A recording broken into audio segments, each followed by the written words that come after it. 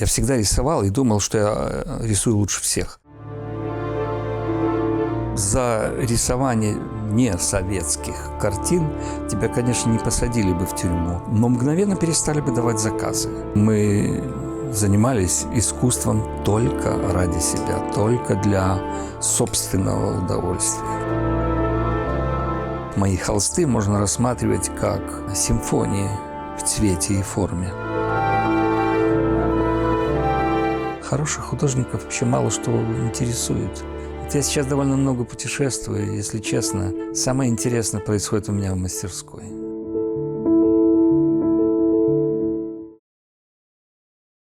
Моя мама умерла, когда мне было 8 месяцев. Родился я у Семижавской вязковой больницы. И с бабушкой я жил до 7 лет в деревне, как сиротка. Папа уехал из этой же деревни, уехал в город, в города разные, делать карьеру следователя. Оставил меня с бабушкой и оставил 50 томов Большой советской энциклопедии. Вот, кстати, интересно, англичане говорят, что для развития нормальной личности нужны 2 фактора – образованные родители и хорошие гены. Так вот, мне эти 50 томов заменили и папу, и маму, и игрушки, которых не было. Я всегда рисовал и думал, что я рисую лучше всех. Но в 7 лет меня забрали в Гродно, началась городская жизнь. И вот, будучи очень самоуверенным молодым человеком, я однажды увидел выставку работ из-за кружка Дома пионеров. И я увидел работы художника юного, моего возраста, потрясающие, просто потрясающие. Это был шок, я не мог спать. В тот же день, на следующий день я записался в изокружок. Через 2 года поступил в Минское художественное училище. И, конечно, я ориентировался на самое лучшее реалистическое искусство. И когда я впервые увидел работы Ван Гога, я спросил педагога своего, почему они вот это неумелое искусство печатают в таких солидных журналах? Это было в начале 1-го курса, а в конце 1-го курса меня уже выгнали за подражание Ван Гогу, Гогену, Пикассо, Шагалу, Фальку. Я тайком, скрыв этот факт, поступил на монументальное отделение института. Я также скрыл факт, что я люблю этих художников. И даже предполагая, что меня могут не принять в институт, я схитрил. Я попросил в коридоре у кого-то его работы и показал приемной комиссии чужие работы. Они говорят, смотрите, он плохо, рисует.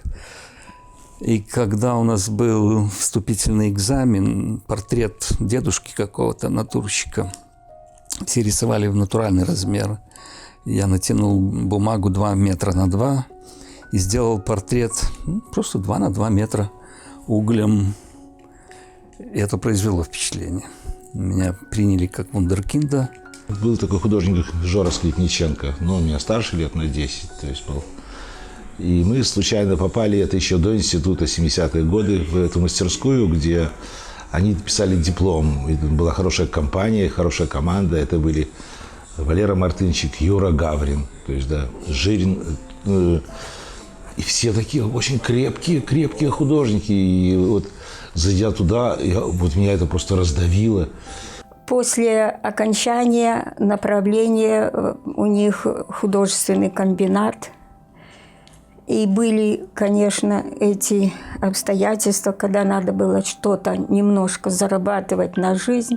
Это какие-то выполнять заказы монументальные, которые были по всей Белоруссии, не только, а по всему Союзу могли делать работы. Все государственные заказы приходилось делать только так, как в то время требовалось. Это было очень строго.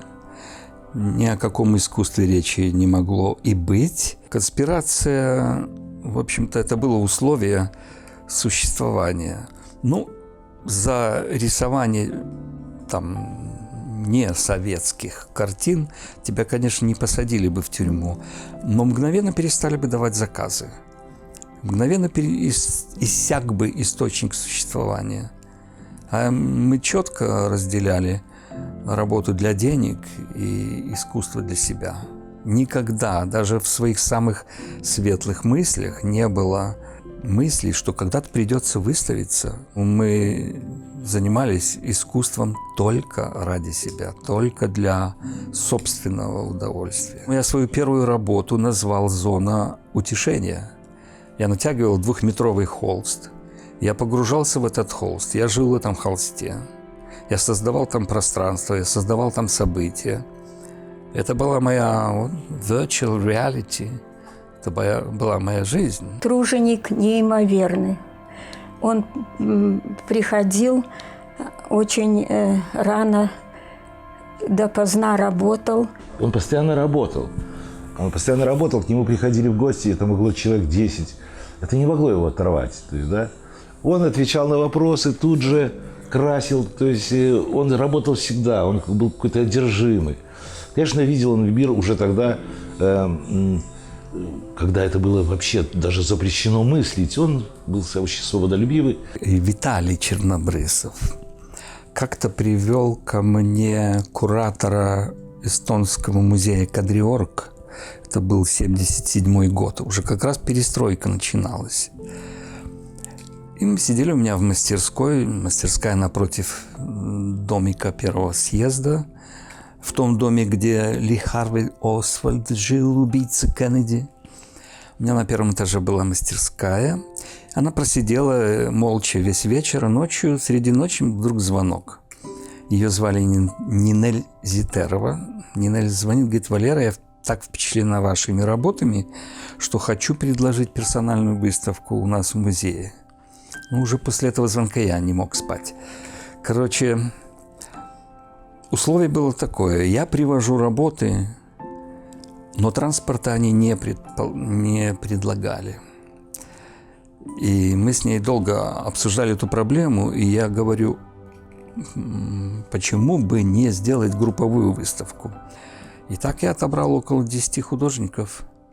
И в то же время появились вдруг спонсоры. Приезжало очень много людей на нашу выставку. Она произвела впечатление из Рима, из Нью-Йорка, из Парижа. Из Парижа приехал специально на нашу выставку хозяин галереи Гарик Басмаджан, Басмаджан Gallery.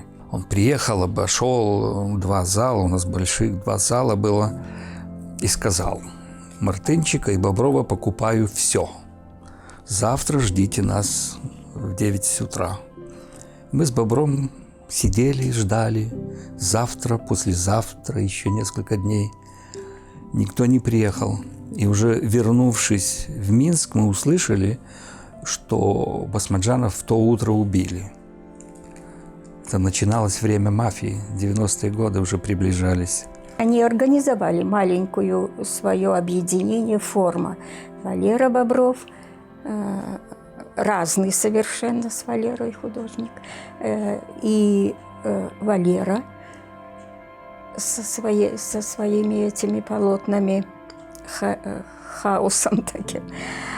И Гена Хацкевич, тоже покойник уже.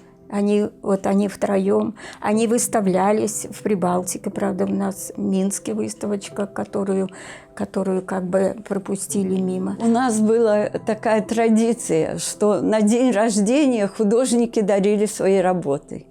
И я шутила: когда вы станете знаменитыми, у меня будет ранний Гаврин, ранний Скрипниченко, ранний Казаков, ранний Мартынчик. Таким образом, в моей коллекции именно так и получилось. У меня было много посетителей в моей мастерской. И как-то приехал поляк, профессор из Польской академии. Говорит: «Валера, ты такой художник, что ты здесь делаешь?» И он помог мне организовать выезд в Варшаву, эмиграцию в Варшаву. А в то же время уже начал подниматься железный занавес. Но получил приглашение из Лондона и тут же поехал с выставкой в Лондон. И я помню, с Бобровым мы вместе как-то утром, после первой ночи в Англии, мы вышли покурить. Я посмотрел вокруг и вижу театральную декорацию. Красоты неописуемой. Я дал себе слово из этой декорации не выпадать, не выезжать, остаться там частью этой декорации. Я приехал в Англию, зная «Москву, c'est la capitale de l'Union soviétique». Это мне очень помогло. Я не знал, как спросить «which way?» – «куда?». Я не знал, как спросить «how much?» – «сколько стоит?». Я ничего не знал. И вот, будучи как бы интеллектуалом, занимаясь сложным искусством и читая интересные книги, я почувствовал себя идиотом. Это было очень трудно. И я помню, что когда первые деньги были проедены, Лондон – дорогой город, я решил на последние деньги съездить в Париж. Потому что я понял, что трудно, очень трудно. Я возвращаюсь в Варшаву. Была такая у меня мысль. Я поехал в Париж. Коля Павловский был такой беженец, невозвращенец из Минска, художник, мой друг. Завел меня в галерею Басмаджана, которую я говорил. И хозяйка галереи, очень милая, Вартук Басмаджан, говорит: «О, Валерий, я знаю ваши работы, я вам предлагаю персональную выставку». Ну, я нащупал так в кармане последние 50 фунтов. Да, спасибо, поблагодарил. Она тут же говорит: «А вы не знакомы?» И подводит меня к дедушке, такого довольно потертого вида, в углу сидевшим и листавшим каталоги. Дедушка говорит: «Художник?» Художник, он немножко говорил по-русски. «Покажите, что вы рисуете». Я ему показал transparencies, такие большие слайды. Он посмотрел, полистал на свет. Потом говорит: «А сколько вы хотите вот за эти две работы?» Ну, короче, через 5 минут я вышел, у меня был чек на 10 тысяч фунтов. Такая сказка Золушки. И вот эти 10 тысяч фунтов мне помогли остаться в Англии. Спасли меня от возвращения. Это сильная личность. То есть, да, ну что, подумаешь, тебя не брали на выставке, ну и что? То есть, ведь художник, это же, он если состоялся внутри, это совершенно не обязательно, покупают или не покупают. И если ты понимаешь, что ты за это не сможешь получить деньги, да, и не будешь работать, значит, ты не художник. То есть художник будет всегда работать. Он не зависит от того, приняли тебя или не приняли. То есть это правильная позиция такая. Вот Валера точно такой, да. Я заметил, что, живя в Лондоне 10 лет, я изолирован в своей мастерской. Я ни с кем не общаюсь вообще. Да, я читал английские книги, газеты, читал, но общаться по-английски я понял, что через 10 лет жизни в той стране я не могу. И я тогда, в общем, решил радикально это изменить ситуацию. Я записался на курс Teaching Training Course для учителей. Мне посоветовали. Я закончил этот курс, и мне нашли работу. Преподавание в тюрьме.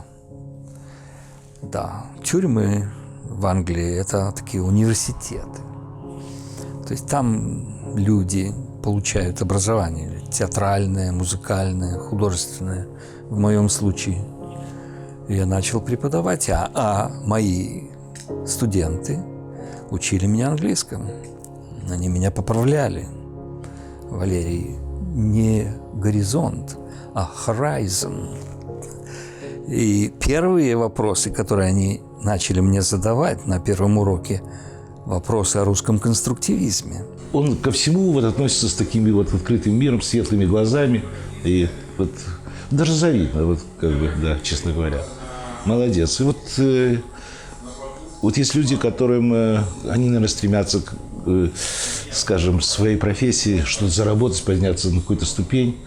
А вот он настоящий художник. Он счастлив от того, что он работает. И это самое главное в жизни. Очень серьезный всегда.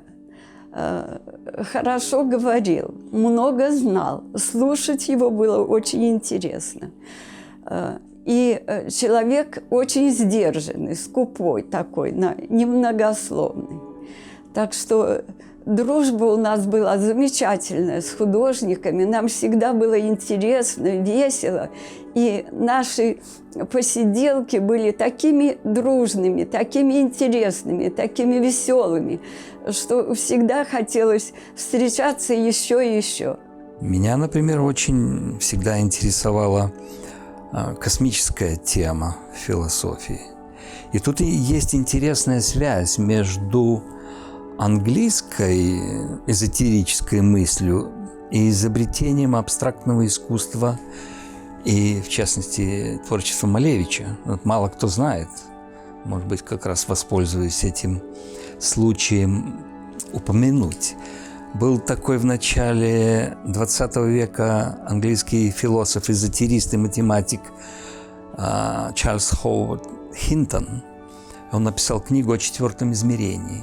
Была страшно популярная книга в то время среди художников особенно. В этом труде Хинтон советовал играть, манипулировать с цветными кубами, чтобы уметь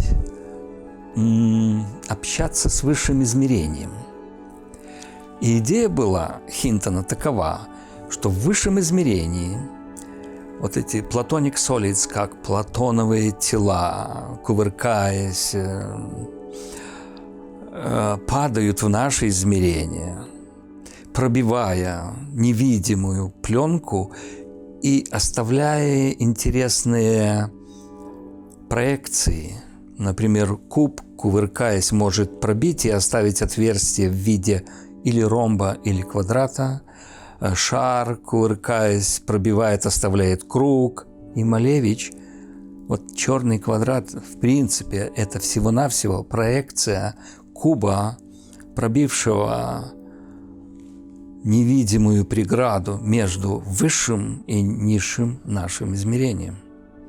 Вот так возникло абстрактное искусство. Малевич был очень настойчив, и он продолжил это дело. Оно вылилось у него в конструктивизм, который изменил вообще визуальную ситуацию планеты. В разрезе того проекта, который мы задумали, про такую книгу-альманах, последняя и первая, о неофициальном искусстве Беларуси 80-х. Валера, он один из самых ярких представителей того периода. И как раз тот человек, который в этой жесткой системе советской не испугался выразить свое мнение, свое видение искусства, мира и прочего, и положить это на полотна. Что в то время было трагично для многих судеб. То есть это как вилка такая. Ты либо выбираешь деньги, достаток, уважение и рисуешь портреты вождей и то, что надо рисовать, либо ты самовыражаешься, то есть ты выбираешь жизнь в искусстве. Это сложный выбор и очень тяжелый выбор, конечно. И вот Валера, он как бы один из тех, кто сделал этот выбор.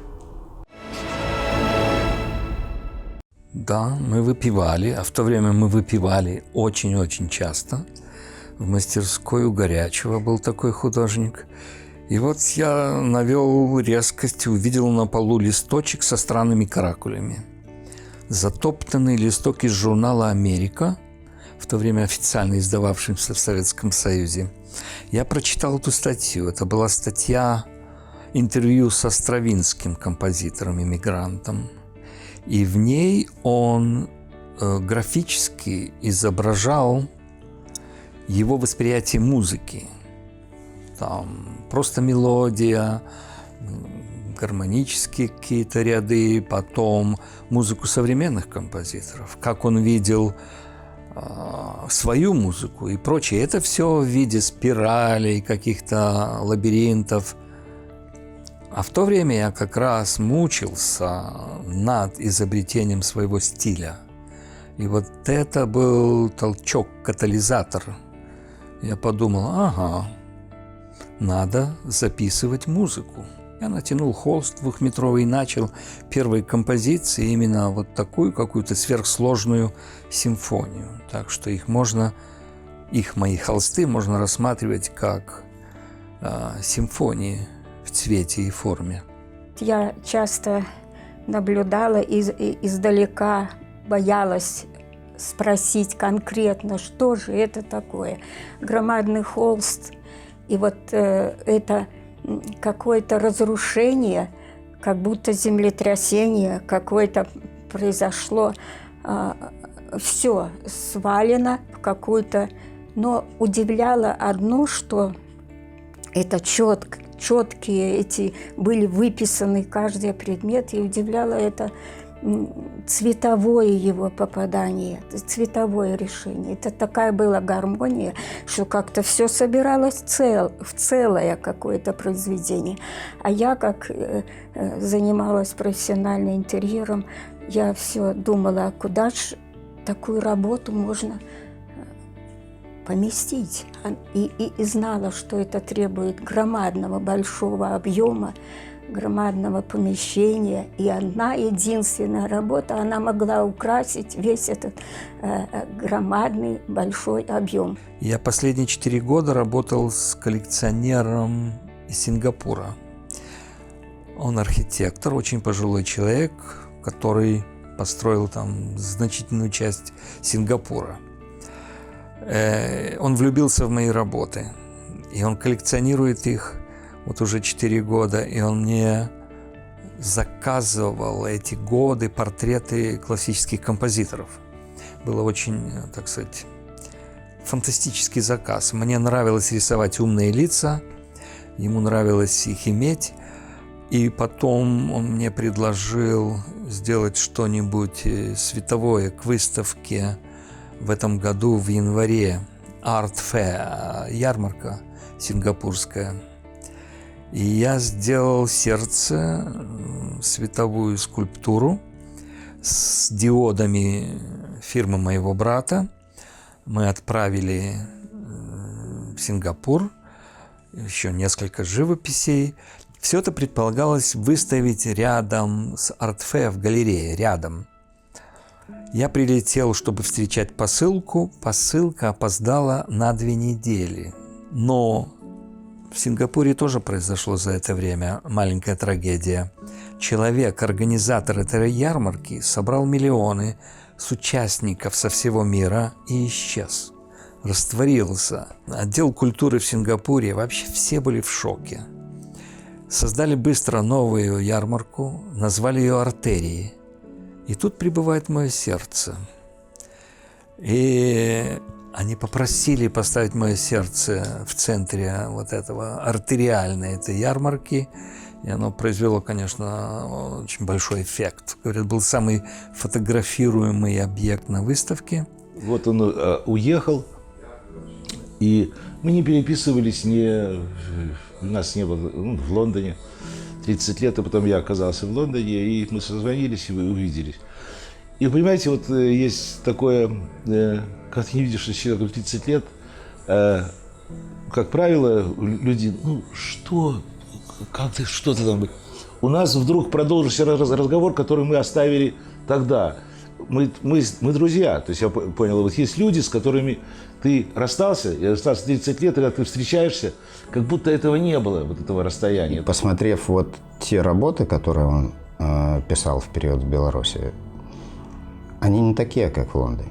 То есть Лондон, может, он рос, там становился, искал свой стиль, но эти душевнее, они вот роднее, они интереснее. Поэтому очень надеюсь, что как бы и здесь произойдет его выставка, потому что там есть что показать. Еще цель его приезда была забрать эти работы, на что как бы и я, наверное, тоже повлиял, в том числе, говорю, что не торопись. Часто бывает уже в Москве. В Москве было у него несколько выставок, наверное, он говорил про это. И я надеюсь, что и будет это и у нас в Минске. Сейчас у меня есть еще космическая тема скульптурная. Я делаю объекты, которые якобы были найдены в пространстве, в космосе. Артефакты космические. Это у меня большой заказ на это. Потом от меня хотят больше сердец. Да, и больше живописи, но побольше размером. Как-то я прочитал недавно интервью с директором Listen Gallery, есть такая в Лондоне, очень известная концептуальная галерея. Он общается всю жизнь с художниками, и, к своему удивлению, он сказал, что хороших художников вообще мало что интересует.